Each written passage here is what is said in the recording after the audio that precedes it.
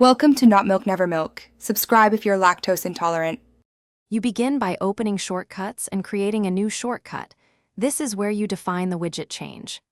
Add a get widget or get contents action to target the widget data, then add set widget or a specific app action to apply changes. Use choose from menu if you want multiple widget presets. Once done, name the shortcut and assign an icon so you can identify it quickly. Make sure to allow any prompts for widget access or automation permissions before proceeding. Next, you construct the middle logic where the shortcut decides what to change. Insert if actions to branch by time of day, location, or a menu selection, and store choices with set variable for reuse.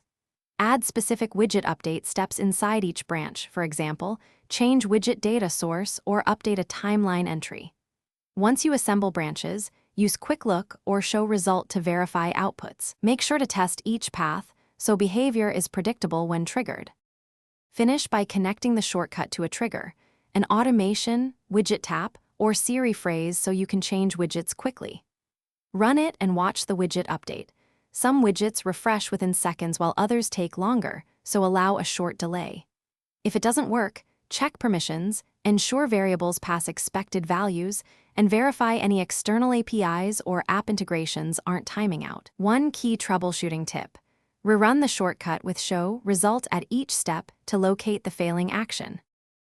Thanks for watching. If this was helpful, leave a like and consider subscribing. See you next time.